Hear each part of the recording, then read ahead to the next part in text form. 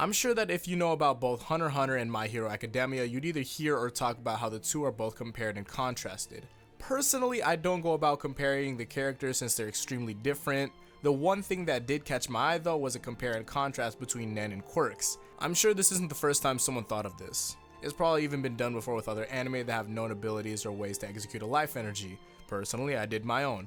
Now, going on into this, I could have made this even more lengthy with explanations on both, but I thought it would be better that I just go straight into it. So I'd hope that you have previous knowledge on either My Hero or Hunter. If not, I'll go into it in a separate video with even more detailed explanations. But let's cover what we have here.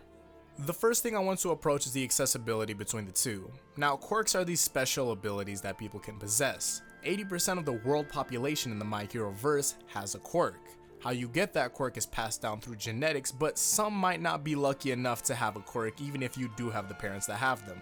I think the percentage on its own is a good enough explanation when thinking of it. The majority of the world has a quirk.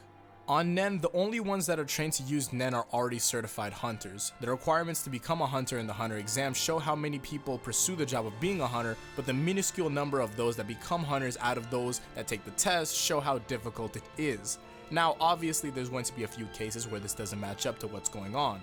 Some learn how to use Nen without being shown to, and then unconsciously develop a Nen ability with it, though you won't commonly see this. You happen to see those that unknowingly use Nen become very dominant in whatever human activity they take up though. Now onto types. They hold a few similarities, but Hunter comes out with a larger number and more defined types. In My Hero you have emitters, transformation, and mutants. In Hunter you have enhancers, emitters, transmuters, conjurers, manipulators, and specialists. Now both My Hero and Hunter have hybrid cases, but it works extremely differently. With My Hero, you being a hybrid is a product of what you're born with regardless, it just depends on how it's used. With Hunter, you can have a primary type and work with these other types still. You're not limited to one type, but it won't be as easy to work with other types unless you're a specialist, or it's parallel to your type. The next thing is on the strengths of both. Now for quirks, I'd say that a bunch of these advantages are based off of how you get your quirk. If being fortunate enough, you can have an extremely powerful quirk just off of what your parents have. Aside from that, I don't see anything else since Nen has a lot of the same things that would be considered strengths for quirks.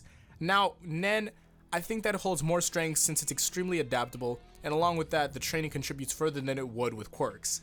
With both, you can train your stamina and said power, and you should be able to train the potency with it too. There's more of a chance of capping with quirks than you would with Nen though, since the room to grow is extremely large. Along with that, you can train into those other types that would make your arsenal even more versatile. Now it's time for weaknesses. This is where I believe that quirks win against Nen due to conditions. Both Nen and quirks have a condition that there's a certain capping point on the use of your power.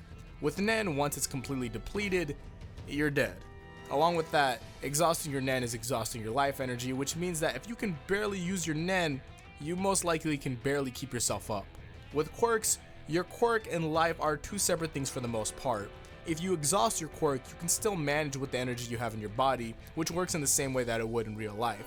So exhausting your quirk isn't exactly the same as exhausting yourself.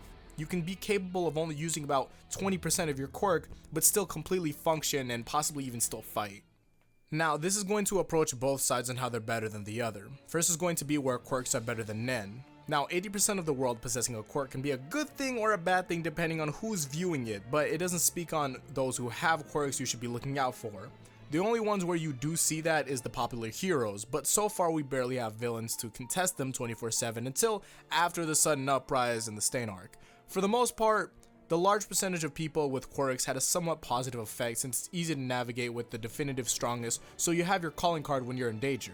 As it goes on, it's debatable since a large amount of people means that there could be a large amount of heroes and villains, but for having a good period of peace while having this large amount means that they're doing something right.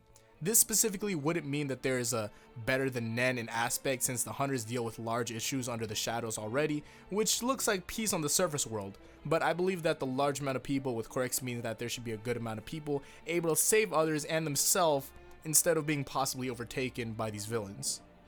Now, this is going to be where I think that Nen is better than quirks. This is where you'll see me contradict in a sense, but it works differently for the verses that they're in. With Nen, it's great for the world that not everyone has an accessibility to Nen.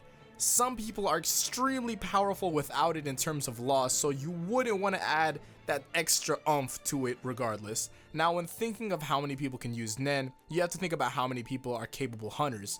Those hunters grow to be reasonably strong people that can be workers of either those that are good or bad. It's majorly up to them and how they want to take the actions and receive what's coming after picking either option. Altogether, Nen is extremely strong compared to Quirks. The amount of extremely strong Quirk users wouldn't match the percentage of extremely strong Nen users. That alone can show you the reasonable size difference. There's also how Nen users can train their abilities to be extremely powerful compared to the training done for Quirks. As an example, think of any quirk possible that a quirk user has. Now imagine if that was a Nen ability and the training was on par with the top characters we see in Hunter. That'd be far stronger than they already are, and that's just due to more accessibility on ways of getting stronger. So what are my final thoughts on this? On an opinion standpoint, I'm in between on how many people should have access to power. With quirks, you have the ability to defend themselves against danger, but at the same time you have a possible increase on villains with power since there's an 80% quirk population. With Hunter, I believe that it's good to have only a select amount of people with power, but at the same time, such a small amount of them can run through an entire town, which shows that there's almost no defense for those without Nen. So I'm going neutral on that. Between which is stronger, I'd rather have Nen than a quirk since I can train it on how I want to be. Hoping that you're not born with an extremely odd and specific quirk is something that I can't see me doing when there's a better option right there. Though, Nen puts me at a higher risk situation than Quirks would, so I'll say that Nen if you're willing to put your life on the line, and Quirks if you just want to have power that out of your control and you can't really pick. Which makes Quirks sound better for the everyday man rather than possibly dying in the Hunter exams before even getting to learn Nen. So take that how you will, but that's going to be all my thoughts on it between the two. Now, if you want me to go over things like Gon versus Deku and all other possible versus fights, then leave that in the comments below and I might make that into a video in the future. Most likely I probably will. Check out my media in the description and subscribe to stay updated. I'll see you guys in the next one. So until then, peace out and Godspeed.